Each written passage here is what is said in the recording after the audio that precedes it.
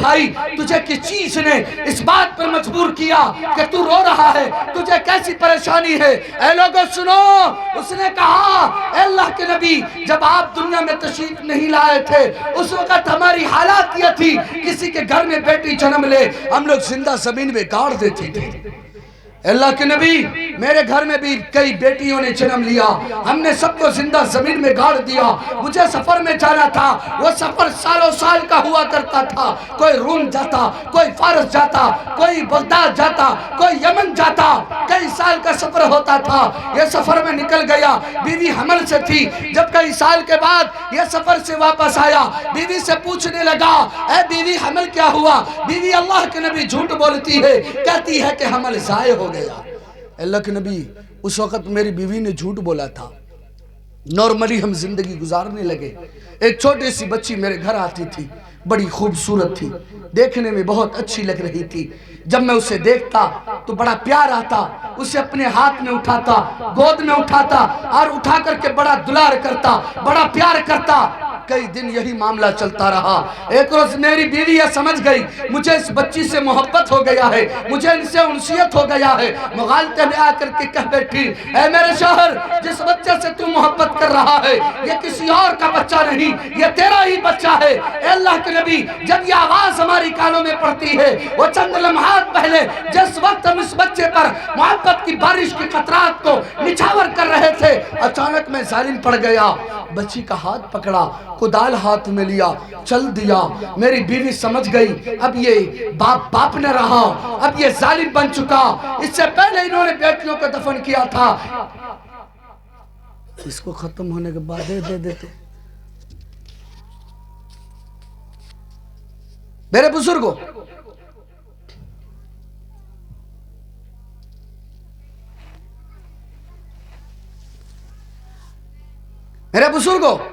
انہوں نے کہا کہ میری بیوی میرے قدم پر گر گئی، بچے کی زندگی کی بھیک مانگنے لگی، اے میرے شوہر اسے تو چھوڑ دو، اس کی زندگی بخش دو، یہ معصوم کلی ہے، یہ تو بے گناہ ہے، لیکن میں ظالم بن چکا تھا لا۔ ایک نہ سنا، بچی کو لے کے چل دیا۔ چلچلاتی دھوپ ہے، بچی اپنی توتلی زبان سے کہتی ہے ابا کہاں چلے ہو؟ میں کوئی جواب نہ دیتا۔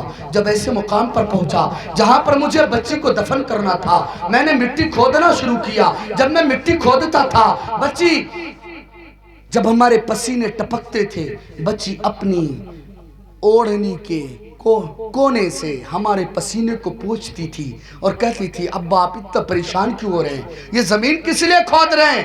اے اللہ کے نبی اس بچی کو کیا معلوم جس ظالم باپ کا یہ پسینہ پوچھ رہی ہے، چند لمحوں کے بعد یہی ظالم باپ اسی گڈھے میں اسے دفن کرنے والا ہے۔ اللہ کے نبی میں گڈھا کھودتا رہا، بچی پسینے پوچھتی رہی، لیکن پھر بھی رحم نہ آیا۔ جب گڈھے کھود کے تیار ہو گیا، میں نے بچی کو پیچھے سے دھکا دیا، بچی زمین کے اندر گرتی ہے، چوٹ لگنے پر بچی رونے لگی، چیخنے لگی، کہتی تھی ابا مجھے باہر نکالو، مجھے چوٹ لگی ہے، درد ہو رہا ہے، لیکن میں ایک نہ سنا، میں نے مٹی ڈالنا شروع کر دیا۔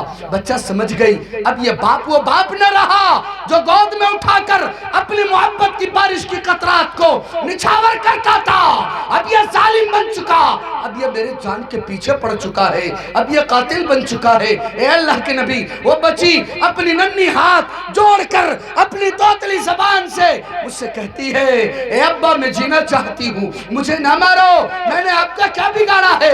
ابا میں آپ کی بڑی پیاری ہوں، لیکن اس کی کوئی بات کا اثر میرے دل و دماغ پر نہیں ہو رہا تھا۔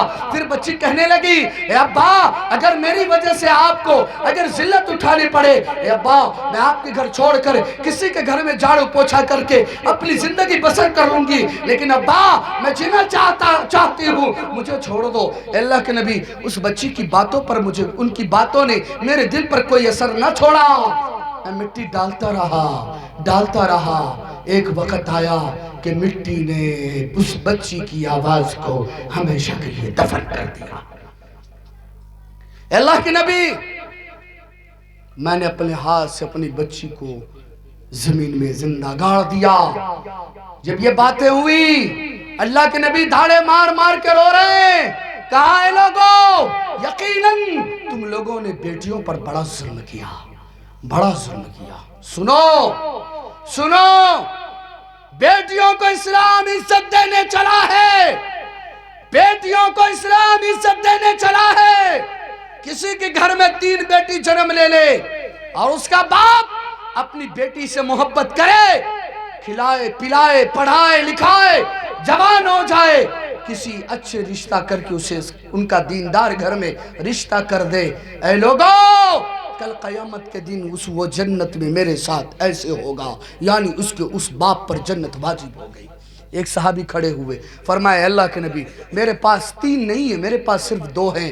فرمایا لوگوں سنو، اگر 2 بھی ہوا اس باپ کے لیے خوشخبری ہے جس باپ کے گھر 2 بیٹی بھی جنم لے لے اور اس بیٹی کو کھلائے پلائے پڑھائے لکھائے، جوان ہو جائے، دیندار گھر میں رشتہ کروا دے، اللہ کے نبی نے فرمایا اس باپ پر بھی جنت واجب ہو گئی۔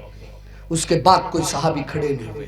اللہ کے نبی نے فرمایا میری تو تمنا تھی تم میں سے کوئی ایک کھڑا ہوتا اور کہتا اے میرے آقا میرے پاس نہ 5 ہے نہ 4 ہے نہ 3 ہے نہ 2 ہے، میرے پاس صرف ایک ہی ہے، میں کہتا یہ محمد ضمانت لیتا ہے کہ اس باپ پر بھی جنت واجب ہو گئے۔